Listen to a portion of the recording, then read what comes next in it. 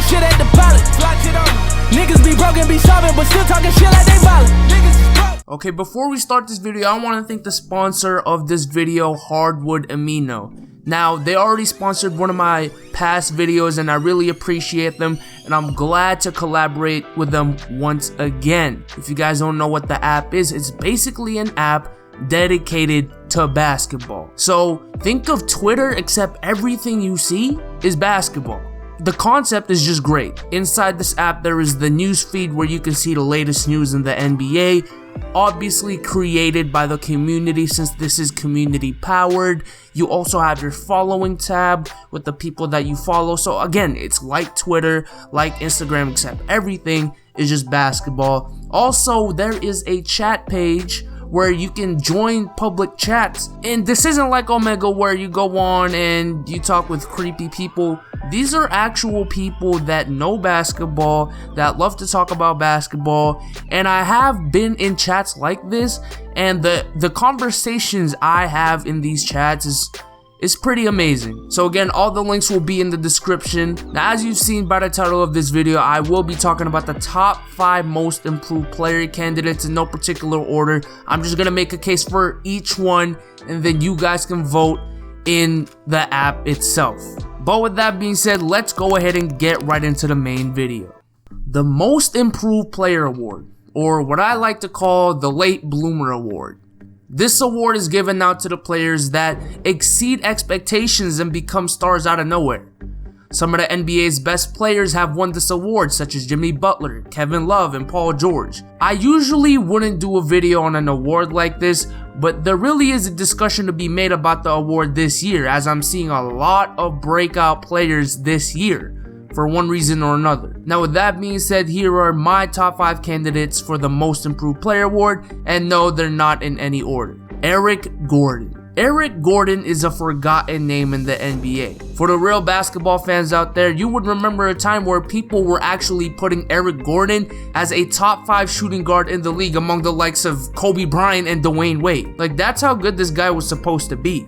But injuries upon injuries would plague Eric Gordon's career, as he's never played over 65 games his whole career except for his rookie year. He played for the Pelicans last year, but as I just said, he sat out most of the season. But Mike D'Antoni and the Rockets took a chance on him as a role player coming off the bench, and let me tell you what, he is exceeding expectations. Eric Gordon so far has been averaging 17.4 points off the bench for the Rockets. To me, he's also the favorite to win the 6th Man of the Year award, but he's also one of the best candidates for the Most Improved, as this 17.8 he's averaging is his 3rd highest average, and the fact that he's doing this coming off the bench is insane. He's basically my candidate for Bounce Back Player of the Year, and the Most Improved Player is the closest award to that. DeMar DeRozan. DeMar DeRozan is having an amazing year. As of right now, DeMar DeRozan has the 5th highest scoring average in the league at 28.2. Now, I know DeMar was already great last year, averaging 23.5 points, but I feel like DeMar has transitioned from a star to a superstar this year. I can confidently put DeMar DeRozan's name with the likes of Klay Thompson, James Harden, and Jimmy Butler now because of his performance this year. It's really just insane that he's averaging 28.2 points with basically no threes per game. Yeah, I know there's guys like Anthony Davis, but DeMar is a guard playing in the golden age of the 3-ball. And it's not just scoring, he's averaging a career high in assists, rebounds, and steals. So that's why he's one of the candidates for Most Improved. Zach LaVine. Look, man, I am really high on Zach LaVine. I really do think he is the James Harden of the Timberwolves in the sense that I know that the Timberwolves will regret ever letting go of Zach LaVine the same way the Thunder let go of Harden. Zach LaVine is having a phenomenal year. Let's just look at his career so far. He got drafted to the league alongside the #1 pick of his draft in Andrew Wiggins. Then Wiggins went on to win Rookie of the Year. The next year, the Timberwolves get the #1 pick of the draft again in Karl Anthony Towns. He as well went on to win Rookie of the Year. So while all the spotlight was on Andrew Wiggins and Karl Anthony Towns, meanwhile there's Zach LaVine over here making a name for himself and proving that he's just as good as those two. His points per game is keeping up with 2 #1 overall draft picks, and the fact that they're on the same team is insane. I mean, you can argue that LaVine is having a better year than Wiggins right now, as he's having a higher field goal percentage, has a higher 3-point percentage, has a better free throw percentage, has more assists, and has less turnovers per game. You know what, man? I'm gonna say it right here. Zach LaVine is having a better year than Andrew Wiggins. And the fact that he came from 14 points per game the year before to what he is now definitely earns him a spot on this list. Isaiah Thomas. Okay, so I know I just did another video on Isaiah Thomas. I know I'm a big fan, but really, I think he really is a candidate for most improved. Like, honestly, he really is the reason why I made this video in the first place. If we're talking about the most improved player from day one, Isaiah Thomas would win in a heartbeat. Isaiah Thomas was the last pick of the 2011 NBA draft. Yes, the last. 59 players were picked ahead of this guy. He's been rejected by the Kings, he's been rejected by the Suns, and now that he's a Boston Celtic, he's our franchise player. Just think about that. How the hell is the last pick of an NBA draft your franchise player? That would be like calling Corey Jefferson your franchise player. Who?